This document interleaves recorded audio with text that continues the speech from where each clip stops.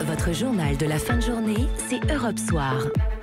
Laurent Bazin. L'invité d'Europe Soir, c'est le professeur François Briquer. Bonsoir à vous. Bonsoir. Et merci d'être là. Vous êtes le grand spécialiste des maladies infectieuses. La rougeole, on le disait dans le journal, a tué une femme de 32 ans à Poitiers. L'Agence régionale de santé Nouvelle-Aquitaine, c'est-à-dire la région où s'est déclarée cette épidémie il y a 3 mois, a recensé 269 cas, dont 4 patients actuellement en réanimation. Ça veut dire qu'on meurt de la rougeole en France en 2018. Pardon de le redécouvrir. Ben oui, malheureusement, c'est un état de fait. La rougeole est une maladie qui est considérée souvent comme bénigne, ce qui est vrai dans la majorité des cas, mais il y a des formes sévères, et ces formes sévères peuvent conduire à des réanimations et à des décès. C'est nouveau ?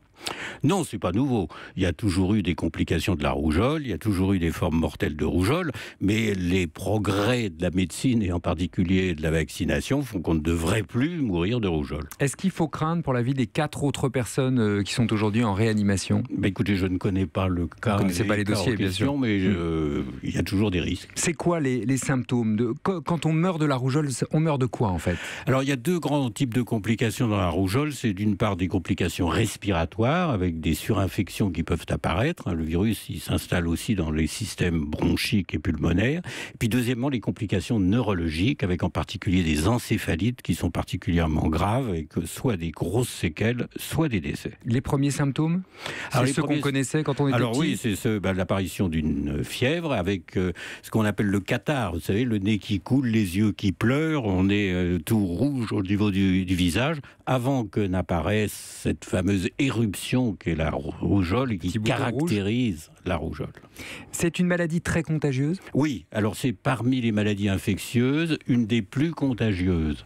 Et ça, souvent, on l'oublie, ce qui fait que le risque, quand on est en présence d'un rougeoleux et qu'on n'est pas protégé, d'attraper la rougeole est très élevé. Alors comment est-ce qu'on est protégé ? Je lisais par exemple sur le Twitter d'Europe 1 une auditrice qui disait « mais de toute façon, vacciné ou pas, on peut l'attraper quand même ». Ah non, du moment qu'on est vacciné, on est protégé, et donc par conséquent, on n'attrape pas la rougeole. C'est un très bon vaccin en termes d'efficacité, donc il n'y a pas de souci. Les gens qui sont plus âgés et qui ont naturellement rencontré le virus de la rougeole avant que n'apparaisse la vaccination sont eux aussi protégés. Donc on est immunisé quand on a eu la maladie petit, autrement dit. Oui, et c'est une très bonne immunisation. Donc par conséquent, le risque de rougeole n'existe, on peut le dire, que chez les gens qui ne sont pas vaccinés et qui n'ont pas été en contact avec le virus. Comment je sais si j'ai été vacciné ou pas enfant ? Alors c'est surtout une question de date. On peut considérer globalement, pour être simple, que le vaccin qui est apparu dans les années 70 a été vraiment installé en France dans les années 80. Donc tous les plus de 40 ans ont été naturellement protégés, enfin statistiquement naturellement protégés, et ceux de moins de 40 ans ont dû être vaccinés. Si je suis dans le sud-ouest, par exemple, où sévit cette épidémie en ce moment, est-ce que je dois aller me faire vacciner si j'ai un doute ? Parce qu'on peut se faire vacciner 2 fois. Oui, théoriquement, oui. Mais alors, c'est une course contre la montre. Si vous êtes en contact avec un rougeoleux et que vous voulez vous faire vacciner, la montée des anticorps après vaccination, c'est 10 jours ou 12 jours. Et l'incubation de la rougeole, c'est 10 jours. Donc, par conséquent, à mon avis, c'est quand même très risqué. Bon. Est-ce que vous validez le fait que la ministre de la Santé ait rétabli l'obligation de 11 vaccins chez l'enfant ? La rougeole, c'était pas obligatoire, c'était recommandé. Il se trouve qu'on se vaccine de moins en moins. Malheureusement. Bon. Est-ce que cette obligation peut régler l'affaire ?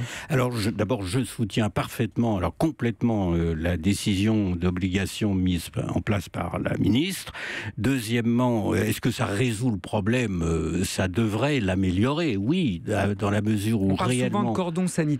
Si on vaccine tous nos enfants, est-ce qu'ils nous protègent d'une certaine manière ? Oui, alors c'est le côté communautaire de la protection vaccinale, effectivement, et en particulier vis-à-vis de sujets fragiles. Ça, on peut y insister, des immunodéprimés qui, eux, ne peuvent pas être vaccinés correctement. Le fait que la communauté soit bien vaccinés les protège. Donc vous ne recommandez pas une vaccination pour tous ? Je recommande une vaccination pour tous ceux qui peuvent la subir, si je puis dire. Donc fragiles. Non, ça ceux qui sont fragiles et qui ne peuvent pas être vaccinés pour des raisons d'immunodépression, eh bien ceux-là, oui, ils ne peuvent pas être vaccinés. Et raison de plus pour que tout l'entourage, tout le monde autour soit vacciné. Est-ce qu'il y a d'autres, en un mot, d'autres virus oubliés? La rougeole, c'est un peu ça. C'est un virus qu'on avait oublié qui menace, qui réapparaissent. On a tendance à oublier toutes les maladies infectieuses dont nous sommes protégés grâce au vaccin. On entend souvent, c'est pas une maladie virale, mais c'est une maladie bactérienne, le tétanos. Quand on entend que le tétanos n'existe plus en France, c'est grâce au vaccin. Et il suffirait d'arrêter de vacciner pour qu'on voit réapparaître le tétanos. On pourrait dire la même chose avec la diphtérie, on peut dire la même chose avec la poliomyélite, on peut dire la même chose avec l'ensemble des vaccins qui nous sont proposés et qui nous protègent. François Briquer, merci d'avoir été notre invité et merci de parler avec cette limpidité. Je rappelle que vous êtes le grand spécialiste français des maladies infectieuses.